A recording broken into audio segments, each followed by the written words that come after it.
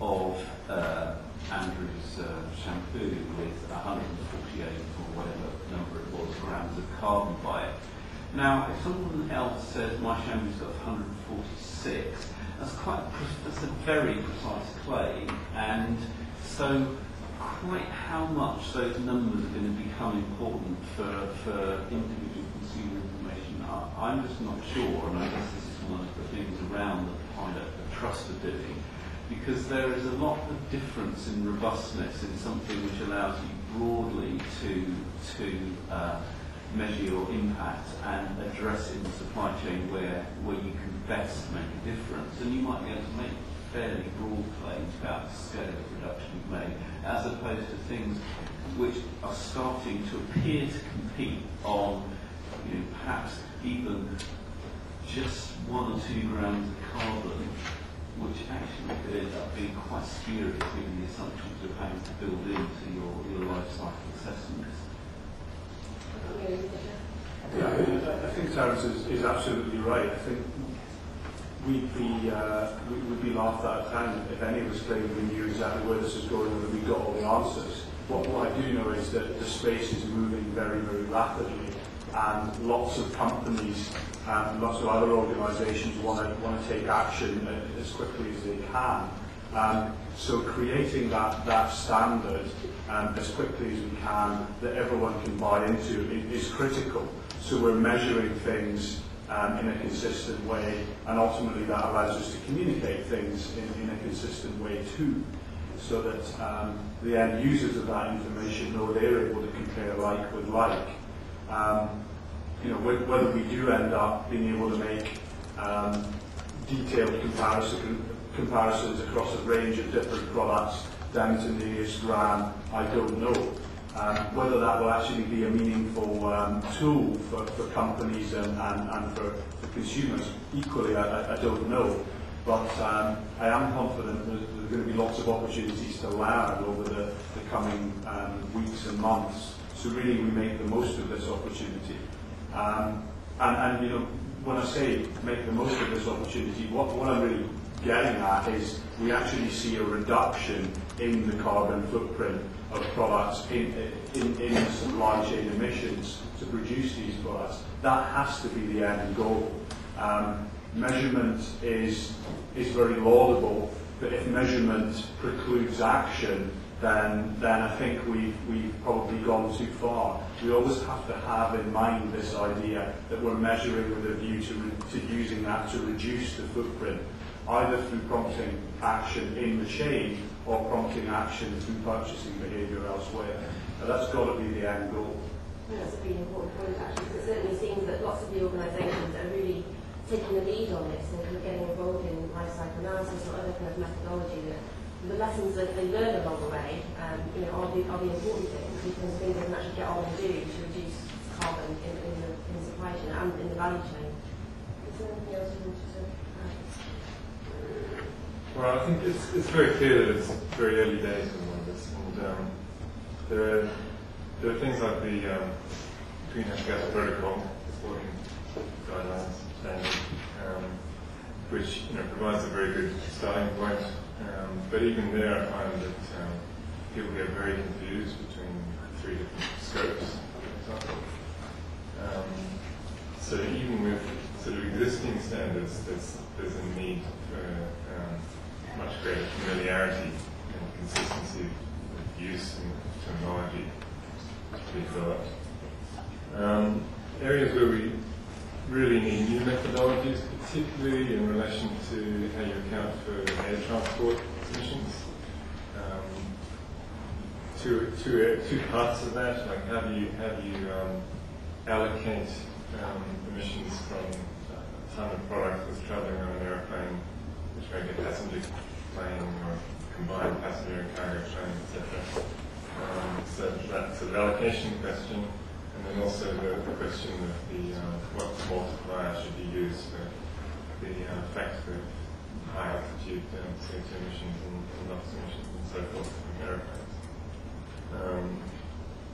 So that's an area. Another area where standardization would be useful is in calculation of national electricity grid emission factors. where there may be very poor data that's available, and I think that a lot can be learned from the CDM methodologies that are available for that. In terms of what EcoSecurities is working on, where our next step, as we see it, is to develop a much more efficient online tool for supply chain footprinting, and we're working with a supply chain tracking specialist company called Track Record to develop an online tool that will basically enable you to send out questionnaires to your tier 1 suppliers, which they can then send on to their suppliers and so forth. All done with support and backup, but in a way that addresses some of the issues, some of the real challenges with supply chain footprinting, like accuracy and verifiability of the information that you're getting, and also confidentiality being a really important part, because you actually ideally want to collect a lot of information that is confidential, because if you don't have information like if you have leases of diesel purchased, it's actually very useful to also have the money spent. So that provides you with a cross-check, all of which can be automated and so forth. But it raises questions of confidentiality. So that's something that we're working on. Great. I mean, it sounds like, although we don't necessarily have all the answers yet, there's a lot of really good work going on in this area, and lots of sort of tools and standards being developed, which has got to be a good start to this. We have 5 minutes or so if anybody has any questions for the panel. But I think I'm up here.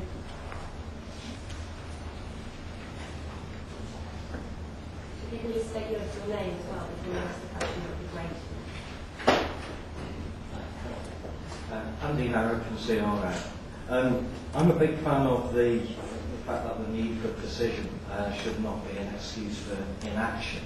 I wanted to give an example, maybe put it to Francisco after that example on air travel.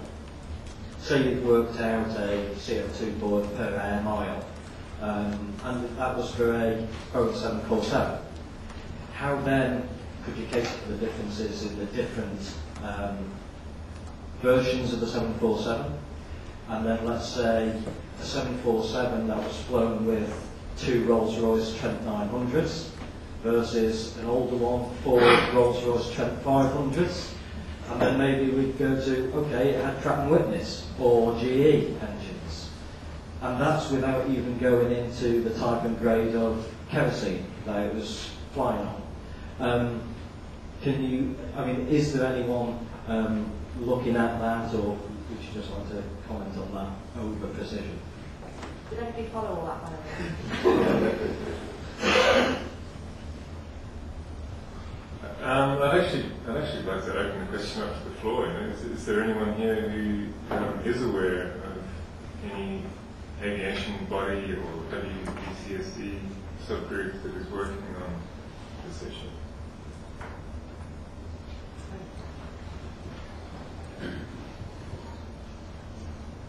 In fact, I've just had a commanding with ICF International. Just last week, ICAO's CAUP, which I think stands for, is the group that deals with environment issues, has recommended that they go ahead and try to develop a standard for aviation emissions that would ensure that the aviation sector's emissions would be reduced and compared uniformly across the 2 airlines.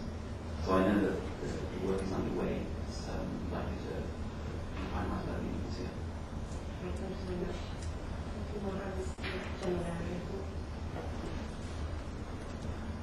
Marion Zoller from Eco Group. I would like to raise the question to Terence. Do you really think, from the consumer point of view, that there is a need for a new label to make the consumer aware of climate change issues? For example, you talked about the electronic industry. Therefore, at the moment, when I have a look on my individual carbon footprint, then of course, shampoo and crisp are not the first points that will come into my mind.